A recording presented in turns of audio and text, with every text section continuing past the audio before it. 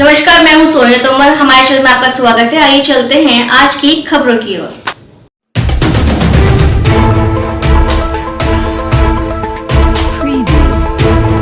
महिला बहनों को इंटरनेशनल वुमेंस डे के लिए उनको बहुत बहुत मुबारकबाद। आज जिस तरह से हमारे देश में महिलाओं पे जो अत्याचार बढ़ रहा है, उस रेशियो को देखते हुए आई थिंक ये जो प्रोग्राम है ये बहुत कारगर साबित होगा।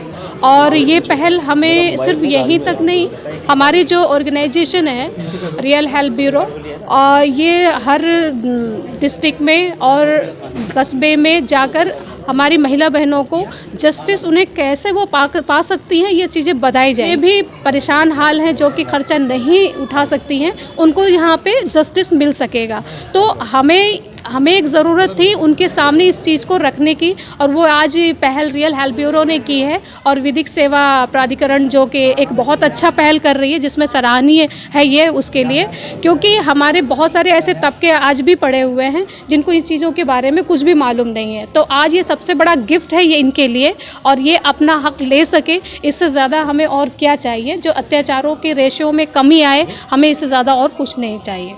जी, मैं Bharat Singh Sisodia advocate Delhi high court में प्रैक्टिस करता हूँ जी। और अब आप जो महिला सशक्तिकरण के प्रोग्राम में आए हैं, आज महिला दिवस है, इसके उपलक्ष्य में आप महिलाओं के बारे में क्या मैसेज देना चाहते हैं? मैं महिलाओं को जी यही मैसेज देना चाहता हूँ, अगर हम सशक्तिकरण की बात करते हैं तो असली सशक्तिकरण है इंडिपेंडेंट बनने में, अपने ऊपर आत्मनिर्भर बनने में। और आत्मनिर्भर बनने के लिए हर उस पेरेंट्स के लिए एक अवेयरनेस प्रोग्राम है कि वो अपने बच्चों के मुस्तकबिल पे उनके ध्यान दे, उनकी पढ़ाई पर ध्यान दे। अगर बच्चा पढ़ेगा तभी उसके अंदर ये क्षमता आएगी, वो सही और गलत के निर्णय को कर पाएगा और उसको कोई मिसगाइड नहीं कर पाएगा। बेशक वो बिजनेस करे या घर में ही रहे, लेकिन पढ़ा लिखा व्यक्ति अपने अधिकारों को समझता है, अपने हकूक़ को समझता है।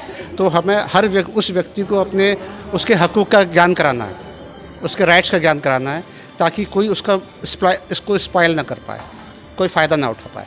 यही महिलाओं के लिए संदेश है। और बस पढ़िए और अपने बच्चों को सशक्त बनाइए। Thank you. महिला दिवस पर यही कहना चाहूँगा कि महिलाओं को खुद कफील बनना चाहिए, ख़वातीन को बेदार होना चाहिए। और मैं तो एक चीज़ समझता हूँ कि जुल्म सहना और जुल्म करना दोनों ही बराबर होते हैं। अगर औरत जुल्म सहती है तो वो भी उतनी ही गुनहगार है जितना गुनहगार उसका शौहर है। तो अगर कहीं जुल्म हो रहा है, किसी पर जुल्म हो रहा है, तो हमारी जिम्मेदारी है कि हम उस जुल्म को, हमारे नबी ने कहा है कि अगर जुल्म होता हुआ देखो तो उसे कोशिश करो हाथ से रोकने की जहाँ तक ताकत है, और अगर हाथ से न रोक तो किसी भी तरह ज़बान से रोको, और ज़बान से नहीं रोक तो उसे दिल में उसे बुरा ज़रूर महसूस कर लो। तो इसलिए जहाँ तक हमारी ताकत है, हमारी हिम्मत है, हमारा हौसला है, अगर कहीं जुल्म होता है औरत पर तो हम उसके जुल्म को, उसके शिकार से हम उसे बाहर निकालें। आज के इस प्रोग्राम का भी यही मकसद है कि औरत को खुद कफील बनना चाहिए। बहुत बहुत हेल्प ब्यूरो की ओर से नहीं, ये संयुक्त प्रोग्राम था डिस्ट्रिक्ट लीगल सर्विस अथॉरिटी एवं रियल हेल्प ब्यूरो के दोनों के उससे था। और इसमें लीगल एडवाइजर के रूप में वकील थे यहाँ, और महिलाओं का प्रोग्राम था। तो इसी अवसर पे महिलाओं को जानकारी दी गई है, जिससे कि उनका बहुत सी महिलाएं हैं जिनका उत्पीड़न हो रहा है, शोषण हो रहा है। तो शोषण से मुक्ति पाने के लिए तो इसमें एडवाइस दी है, इस प्रोग्राम में बताया है कि उन्हें कैसे बचना है, और DLS के तहत कैसे मदद ली जा सकती है फ्री में, कोई पैसा नहीं लगता है इसमें। तो ये चीज़ें हैं, तो इसमें आगे भी जागरूक करते रहेंगे हम। धन्यवाद। मेरा नाम राजेश चोपड़ा है। मैं सर्वप्रथम महिला दिवस पर आप सबको शुभकामनाएं देता हूं। और जो हमारे लीगल एडवाइज़र्स आए हुए हैं यहाँ पे करकटडुमा कोर्ट से, नॉर्थ ईस्ट डिस्ट्रिक्ट से, मैं उनका धन्यवाद करता हूँ। जो हीरा पब्लिक स्कूल में इतना बड़ा ऑर्गेनाइजेशन हुआ है महिला दिवस के ऊपर, मैं रियल हेल्प ब्यूरो के नेशनल कोऑर्डिनेटर की ओर से बहुत बहुत धन्यवाद देता हूँ। और अपने वकील बंधुओं का और समाज सेवियों का, पत्रकारों का, सबका धन्यवाद है। Thank you.